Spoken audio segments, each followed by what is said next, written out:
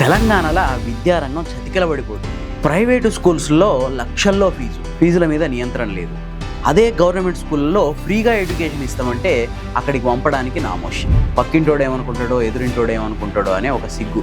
అసలు right to ఎడ్యుకేషన్కి అర్థమే లేకుండా పోయింది. ఆ రైట్ టు ఎడ్యుకేషన్ అమలు చేసే దమ్ము ప్రభుత్వాలకు లేకుండా పోయింది. సబ్జెక్ట్లో పోయే ముందు సబ్స్క్రైబ్ చేసుకోవడం మర్చిపోవద్దు. తెలంగాణలో రైట్ టు ఎడ్యుకేషన్ చట్టం దాదాపు అమలు కావట్లేదనే చెప్పొచ్చు.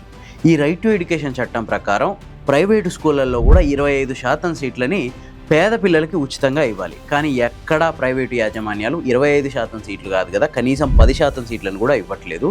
గవర్నమెంట్ ఆ దిశగా చర్యలు తీసుకునే పరిస్థితి కూడా లేదు, ఆ దమ్ము లేదని చెప్పొచ్చు. అంతేకాదు ఎవ్రీ ఇయర్ 10%, 15%, 20%, 30% వరకు ఇష్టం ఉన్నట్లు ఫీజులు పెంచుకుంటూ పోతారు. నిజంగా భారతదేశంలో ఇంత దారుణంగా పెరిగేది ఏదన్నా ఉంటే అవి ప్రైవేట్ స్కూళ్ళ ఫీజులే. 10 ఏళ్ల కిందట తెలంగాణలో ఒక 10వ తరగతి పిల్లగాడు ప్రైవేట్ స్కూల్లో చదవడానికి అయ్యే ఖర్చు సరాసరిన, అంటే యావరేజ్గా, కొన్ని పాఠశాలలు ఎక్కువ ఉండొచ్చు, కొన్ని పాఠశాలలు తక్కువ ఉండొచ్చు, యావరేజ్గా చూస్తే 10 ఏళ్ల కిందట ఒక పిల్లగాడు 10వ తరగతి చదవాలంటే 50,000 రూపాయలు ఉంటే సరిపోయేది. కానీ ఇప్పుడు ఇది నేను 2015, 2016 లెక్క. 2025-26కి వచ్చేసరికి ఆ లెక్క 1,90,000 రూపాయలకు పెరిగిపోయింది. అంటే 10 ఏళ్ల కిందట 50,000, ఇప్పుడు 1,90,000 రూపాయలు అయిందన్నమాట.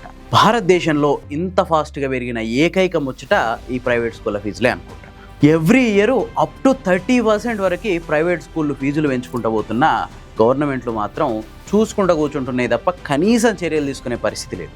గతంలో ఫీజుల కమిషన్ అని చెప్పి ఒక కమిటీని ఏర్పాటు చేసింది తెలంగాణ గవర్నమెంట్. ఆ కమిటీ మొత్తం భారతదేశ వ్యాప్తంగా అన్ని రాష్ట్రాల్లో ఫీజుల పరిస్థితి ఎట్లున్నాయి ప్రైవేట్ స్కూళ్ళల్లో అనేది ఒక అధ్యయనం చేస్తే దాని ప్రకారం తేలిందంటే మొత్తం భారతదేశ వ్యాప్తంగా ఉన్న 29 రాష్ట్రాల్లో అత్యధికంగా ప్రైవేట్ స్కూళ్ళలో ఫీజులు ఉన్నది ఒక్క తెలంగాణలోనే. ఈవెన్ దేశ రాజధాని ఢిల్లీలో కూడా అత్యంత లివింగ్ ఎక్స్పెన్సెస్ దేశంలో ముంబై తర్వాత అత్యధికంగా ఉన్నది ఢిల్లీలోనే.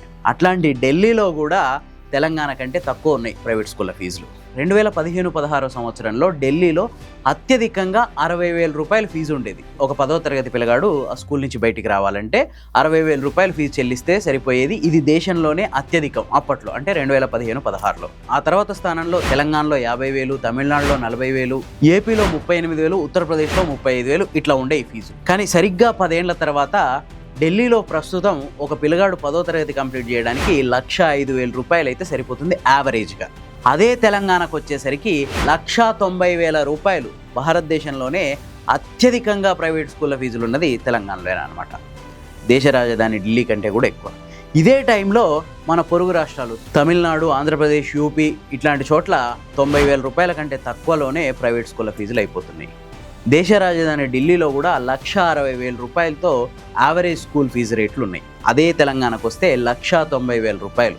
ఆలోచించుకోండి, రైట్ టు ఎడ్యుకేషన్ తెలంగాణలో ఎంత దారుణంగా అమలుకు నోచుకోవట్లేదు. తెలంగాణలో రైట్ టు ఎడ్యుకేషన్ యాక్ట్ అమలు కావట్లేదని చెప్పి 2025లో కొన్ని పిటిషన్లు వచ్చినాయి హైకోర్టుకి. ఆ పిటిషన్లను విచారించిన తర్వాత గవర్నమెంట్ క్వశ్చన్ వేసింది, ఎందుకు అమలు కావట్లేదు అంటే గవర్నమెంట్ చెప్పిన సమాధానం ఏంటంటే 2025-26 నుంచి ఖచ్చితంగా అమలు చేసి తీరుతాం అని చెప్పి హైకోర్టుకు సమాధానం ఇచ్చింది తెలంగాణ గవర్నమెంట్. కానీ ఇప్పటికీ ప్రైవేటు స్కూళ్ళ యాజమాన్యాలకు భయపడే పరిస్థితిలోనే ఉంది. ప్రైవేటు యాజమాన్యాలు ససేమిరా అంటున్నాయి, రూపాయి కూడా ఫీజు తగ్గించాం, అట్లాగే పేద పిల్లలకి 25% ఉచితంగా ఇచ్చే ప్రసక్తే లేదని చెప్పి మొహం మీద కొట్టినట్టు చెప్తున్నాయి గవర్నమెంట్కి. ఇది ప్రైవేట్ స్కూళ్ళ దందా ఒక దిక్కు ఇట్లుంటే గవర్నమెంట్ స్కూళ్ళది ఇంకొక పరిస్థితి. అసలు ఒకసారి ప్రైవేట్ స్కూళ్ళని గవర్నమెంట్ స్కూళ్ళని కంపేర్ చేసి చూడండి. గవర్నమెంట్ స్కూల్లో బీఈడీ, టెట్ ఇట్లాంటి టీచర్ ట్రైనింగ్లు కంప్లీట్ చేసి, టెట్, బీఈడీ, టీటీసీ ఇట్లాంటి టీచర్ ట్రైనింగ్లు కంప్లీట్ చేసి, టెట్ రాసి రకరకాల పరీక్షల తర్వాత ఫైనల్గా ఎంపిక అయ్యే అభ్యర్థిని తీసుకొచ్చి ఒక స్కూల్లో టీచర్గా నియమిస్తుంది గవర్నమెంట్. కానీ ప్రైవేట్ స్కూళ్ళల్లో టీచర్ల ముచ్చట చూడండి.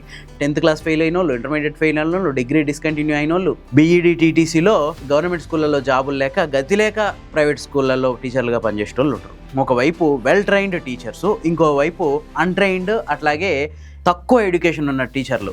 కంపారిజన్ వస్తే మనం చూజ్ చేసుకునేది ఏంటంటే ప్రైవేట్ స్కూళ్ళని చూజ్ చేసుకుంటున్నాం. రీజన్ ఏంటంటే ఒకటి టిపికల్ ఇండియన్ మైండ్ సెట్. ఏంటంటే ఏదైతే ఫ్రీగా వస్తుందో, ఏదైతే తక్కువ ధరకు వస్తుందో అది మన దృష్టిలో మంచిది కాదు. 1,00,000 రూపాయలు పెట్టి ఒక పిల్లగాన్ని ఎల్కేజీలో జాయిన్ చేస్తే వాడు గొప్ప, సమాజంలో వాడు గొప్ప తండ్రి, ఆ పేరెంట్స్ గొప్ప పేరెంట్స్. అదే నాకు వచ్చే ఇన్కమ్ తక్కువ కదా, నేను ఈ స్కూల్ ఫీజులో పెట్టే ఖర్చు పిల్లోడి భవిష్యత్తుకి ఇంకొకటి వాడతా, ప్రస్తుతానికి పిల్లోని గవర్నమెంట్ స్కూల్ పంపిస్తా అనుకున్న తండ్రి లేదా తల్లి ఆ సమాజంలో చేతగాని పేరెంట్స్ కింద మిగిలిపోతున్నారు. దీనివల్లనే చాలామంది పేరెంట్స్ అన్ని రకాల వస్తువులు ఉన్న గవర్నమెంట్ స్కూళ్ళను వదిలేసి ప్రైవేట్ స్కూళ్ళకు దోలుతున్నారు. ఒక్కసారి మీరు ఒక హైదరాబాద్లో ఒక ప్రైవేట్ స్కూల్ని తీసుకుంటే ఒక చిన్న గల్లీలో ఒక 4-5 అంతస్తుల బిల్డింగ్లో ఇరుకిరుకు గదుల్లో గాలాడని గదుల్లో పిల్లలకి పాఠాలు చెప్తుంటారు. అదే హైదరాబాద్ లాంటి క్రౌడెడ్ సిటీస్లో కూడా గవర్నమెంట్ స్కూల్స్ ఎట్లా ఉంటాయో ఒకసారి చూడండి. విశాలమైన ప్రాంగణం ఉంటుంది, మంచి బిల్డింగ్ ఉంటుంది, అన్ని రకాల వస్తువులు ఉంటాయి, well trained well educated teachers ఉంటారు. అయినా కూడా మనం అక్కడికి పంపించడానికి ఇష్టపడము. ఇట్లాంటి రీజన్స్ వల్ల మొత్తం తెలంగాణ వ్యాప్తంగా దగ్గర 5,000 వరకు స్కూళ్ళని స్ట్రెంగ్త్ లేదు అనే కారణంతో గవర్నమెంట్ మూసేయబోతుంది. మొత్తం తెలంగాణ వ్యాప్తంగా ఇప్పటికే 2,081 స్కూళ్ళల్లో 0 స్ట్రెంగ్త్, పెద్ద గుండు సున్నా, ఒక్క స్టూడెంట్ కూడా అక్కడికి వెళ్ళట్లేరు. ఇంకొక దారుణమైన విషయం ఏంటంటే ఈ 2,081 స్కూళ్ళల్లో 640 స్కూళ్ళలో పిల్లలు లేకున్నా టీచర్స్ ఉన్నారు. దాంతో గవర్నమెంట్ డిసైడ్ అయింది ఏంటంటే మొత్తం ఈ 2,081 స్కూళ్ళని యూడైస్ నుంచి డిలీట్ చేసేసి 2025-26 ఎడ్యుకేషన్ ఇయర్ నుంచి మొత్తం ఆ స్కూళ్ళను మూసేయాలని గట్టిగా నిర్ణయించుకుంది. అంతేకాదు దగ్గర 3,144 అప్పర్ ప్రైమరీ స్కూళ్ళని, అంటే primary school, upper primary school, high school, ఇట్లా 3 వ్యవస్థలు ఉంది మనకి స్కూల్ ఎడ్యుకేషన్. ఈ 3 వ్యవస్థలో మధ్యలో ఉన్న అప్పర్ ప్రైమరీ స్కూల్ అని 3,144 స్కూళ్ళని ఎత్తేసి వాటికి దగ్గరలో ఉన్న హై స్కూళ్ళలో విలీనం చేయడానికి రెడీ అయిపోయింది. దీనికి మొత్తటి కారణం ఏం తెలుసా? ఆ స్కూళ్ళకి మనం పిల్లల్ని పంపకపోవడం. ఎందుకు పంపట్లేదు?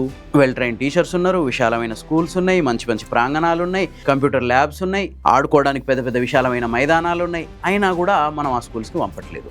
లక్షల్లో ఫీజులు కట్టి ఈ ప్రైవేట్ స్కూల్స్కే పంపుతున్నాం. ఒక చిన్న లెక్క చెప్తా. ఒక దినసరి కూలీ రోజు కూలికి వెళ్తేనే ఇల్లు గడుస్తుంది.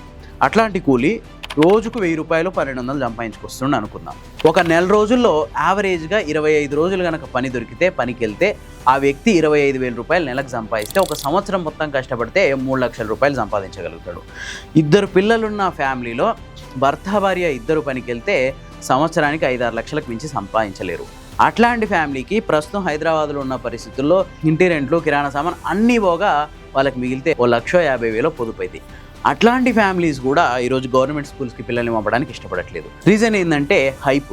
డబ్బులు తక్కువ ఖర్చు చేస్తే అక్కడ నాణ్యమైన విద్య దొరకట్లేదు అనే ఒక మెంటాలిటీ. పైసలు పెడితేనే పర్ఫెక్ట్ వస్తువు దొరికిద్ది అనే ఒక నమ్మకం.